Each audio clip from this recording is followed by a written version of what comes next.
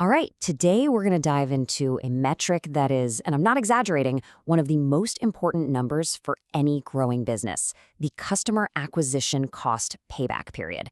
It sounds a little complicated, but it really just answers one simple, crucial question. When do my customers actually start making me money? You know the feeling, right? You land a new customer, sign a new client. It's a huge rush, and you should absolutely celebrate that. But, once the high fives are over, there's always that nagging question in the back of your mind. Okay, we spent a bunch of money to get them. When do we actually make that money back and start turning a profit?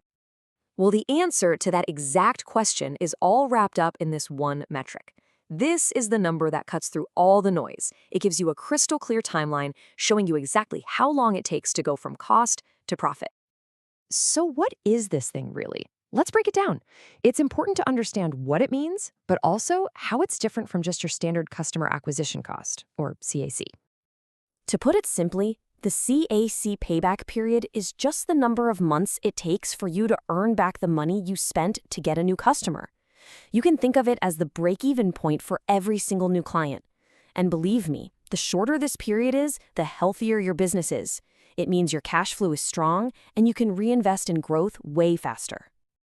Now, this is a super common point of confusion, so let's make it perfectly clear. Your CAC is the cost. It's measured in dollars. It's what you spent on ads, on sales, on marketing. But the CAC payback is about time. It's measured in months. It's how long it takes to get those dollars back. One tells you what you spent, the other tells you how efficiently you're using your money. Okay, enough theory. Let's get practical. How do you actually figure this out for your own business? It's probably more straightforward than you think, and it is absolutely essential for understanding the real financial health of your company. We can boil this down to a really simple two-step process. First things first, you got to know your CAC. To get that, you just add up all your sales and marketing expenses over a certain period, ad spend, salaries, software, the whole shebang, and then you divide that total by the number of new customers you got in that same time frame. And here is the magic formula. You take your CAC and you divide it by your average monthly recurring revenue per customer times your gross margin. Now, that gross margin part is so important. You have to remember, you're paying back your acquisition cost with profit, not revenue. You have to account for what it actually costs you to deliver your service. So, you've crunched the numbers, you've got your payback period. Now what?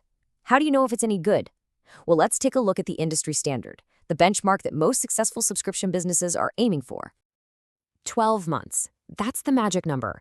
The general rule of thumb is that you want to aim for a payback period of 12 months or less. If you can get your investment back within a year, you are in a very healthy spot for sustainable growth. If it's shorter than that, amazing. If it's longer, well, that might be a little red flag telling you to take a closer look. But what if your number is higher than 12, say 15 or 18 months? First of all, don't panic. This number isn't set in stone. We're about to walk through a 5-part playbook packed with real strategies you can use to shrink that payback period and get to profitability a whole lot faster. All right, strategy number 1. It's time to get really smart about where your customers are actually coming from, because not all marketing channels are created equal. Some are way more expensive than others for basically the same result. This means you have to dig into your data. Are you pouring tons of cash into pricey paid ads when it turns out your best, most loyal customers are finding you through organic search or your content marketing? You've got to find those high-performing, lower-cost channels and just double down on them. It's the most direct way to bring your CAC down. Next up, it's not just about spending less money. It's also about making more money from every customer you bring in. This means you've got to optimize your campaigns to attract the bigger fish right from the start. So, dive into your analytics. See which ads, which keywords, which platforms are bringing in customers with a higher average revenue. Once you find them, you prioritize those channels.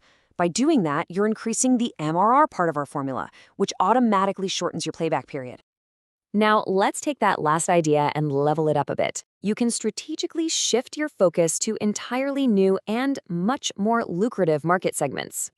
For instance, if you're mostly selling to small businesses right now, think about moving up market to target enterprise clients. Why? Because they often sign annual contracts and pay for the whole year upfront. In that situation, boom, you can recover your entire acquisition cost on day one. It's an absolute game changer for your cash flow. Okay, this next one is so incredibly powerful, but it gets overlooked all the time. I'm talking about focusing on the customers you already have. They are a massive, often untapped source of growth.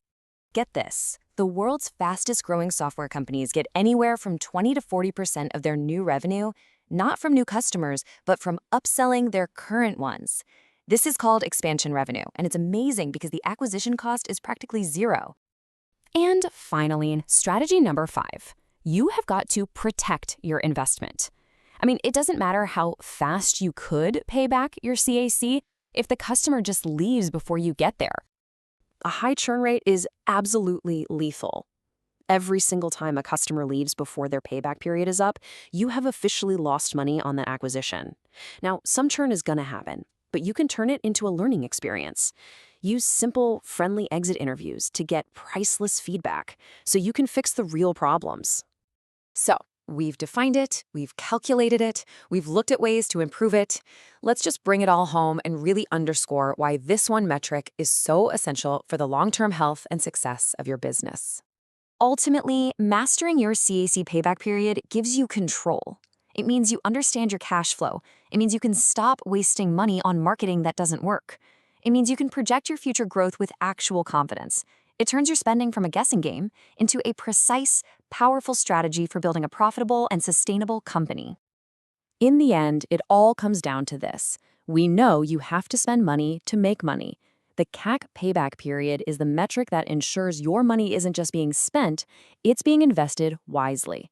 So the question I'll leave you with is this. Looking at your business right now, which one of these strategies could you put into action tomorrow to start shrinking your payback period and accelerating your path to profitability?